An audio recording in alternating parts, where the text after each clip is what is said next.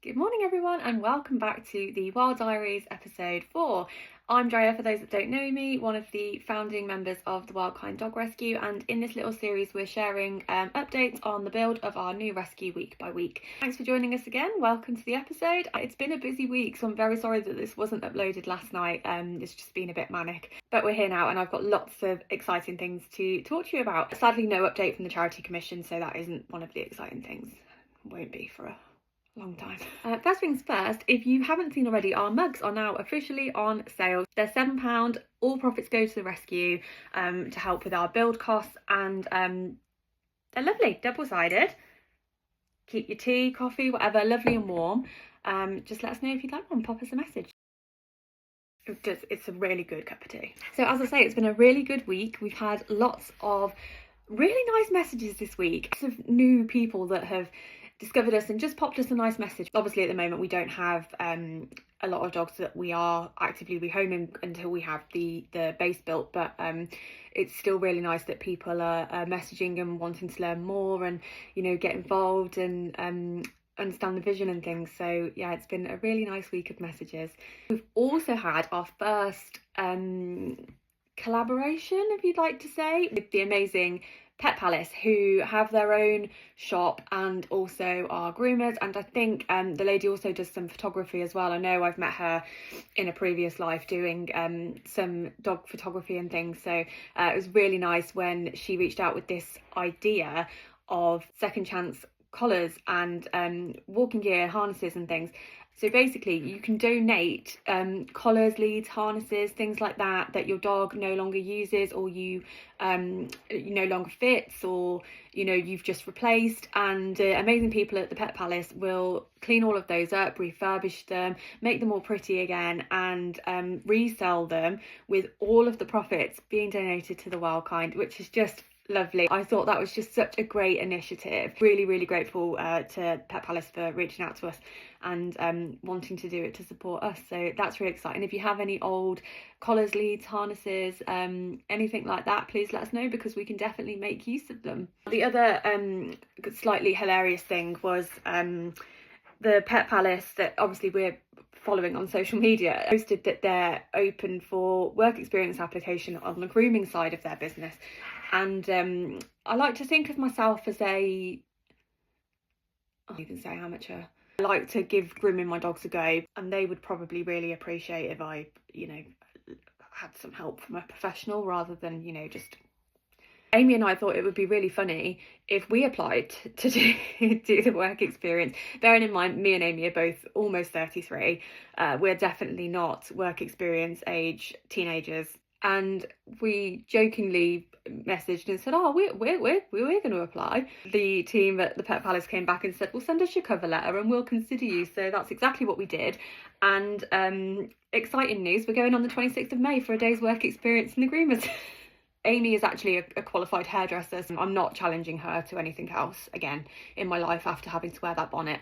I'm really excited, and I also think, again, this is really going to benefit the rescue. Dogs arrive, they can sometimes arrive in not very nice conditions, lots of mats, their furs in a bad way, so even if, you know, I learned something from that day, can hopefully help to make them feel a little bit comfortable as well. So if you are following our page, you will have seen that we have recently posted a little girl called Millie. I had helped to save a dog earlier on this year who has since been adopted and gone home, and it was when he left, the rescuer reached out to me and said, oh, his little best friend's going to be so sad. And I'm like, oh, show me her. So beautiful. And the first photo she actually sent me was of the parrot, who I think is called Aki. Parrot was sat on her head, and I was like, that's not real, that's AI. She was like, no, it's not, it's real. And I was like, it's not, it's AI. And the next thing you know, I've got videos coming in of this parrot all over the dog, and I'm like, right, okay, but she's bird friendly then. Photos and videos of her with the cat, learnt her story about how the two little girls had saved her from the road, had fostered her until this time. Millie had lived in their home with them since that day. She's such a sweet puppy that really should not struggle to find a home. Obviously I did say that the wildkind won't be taking in and rehoming dogs until we have our base ready. However, with her and Beethoven, they were kind of crossed over from a part of my previous work to this work, and I don't want to have said, oh yeah, I'll promise and help this dog, but by the time, you know, the charity status is done, base is built, you know, Millie's now a year old and she's lived her whole life in Bosnia. That's not what I wanted for her. We have also been asked to take a couple of dogs that are in the UK, and whilst we can go and assess them and try and help from afar, the reason that we've said we won't take dogs in until the base is done is because we want to assess them ourselves fully. With Beethoven and with Millie, they hopefully both have foster placements, so they will go into those foster placements in order for us to assess them rather than going straight home, if that makes sense. We'll meet both of them, we will spend time with both of them, we will make sure the match is right, we will make sure the dogs are okay before they are rehomed, but we are going to struggle to do that with any more.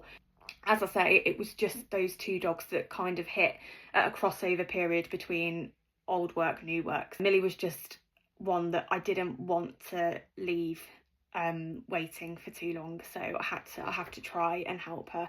I showed the team Millie, everyone was on board quite quickly, and however I could feel the eye rolls of oh, Drea's got, you know, itchy, what's the phrase, not itchy feet, what is it, like when I can't sit still because I haven't saved a dog for so long, like that kind of thing. Everyone's kind of going, oh, here we go again, she needs to do something, she needs to fulfill something in her brain. On the same sort of note, but a slightly different note, as I say, we're not going to be taking in loads of dogs until the premises is built, because we want to work with them, we want to assess them ourselves, and we want to get to know them. I want to tell you about another dog that I know of, and she is unfortunately in a shelter in Romania, and if you are somebody that gets upset quite easily or doesn't want to hear Rosa's story or see how she is, then please just skip the next couple of minutes. I'm going to put a photo up of Rosa in a moment. It's not too horrible, but if you'd rather not hear it, just wait for the photo to have gone, and then you can hopefully carry on watching me if you don't cut off now. This is Rosa. She is a young female who arrived into the shelter, somehow managed to escape, and as is normal in Romania, the dogs aren't spayed, there are so many street dogs, and Rosa ended up falling pregnant, birthed her 6 puppies in that shelter. Rosa's already escaped the shelter once. She very clearly does not want to be there. It's really hard to work with her, especially in a shelter in those sorts of conditions. It's really, really hard. My friend Sue, who's the lady that has shared Rosa with me, has taken 2 of her puppies into foster with her in the UK, but that still leaves Rosa and the other 4 puppies in the shelter.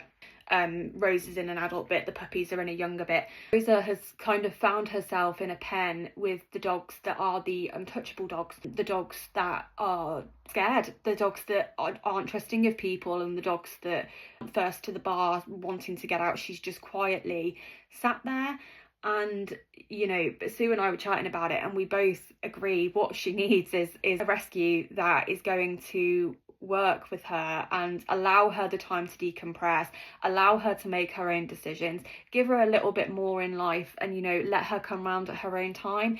And that is exactly what I want the wildkind to be. She is exactly the type of dog that I want to advocate for, and I want to work with, and I want to help her feel better, and I want to show her that humans aren't all horrible. Her life has consisted of a pen shared with 10 to 15 other dogs at any one point.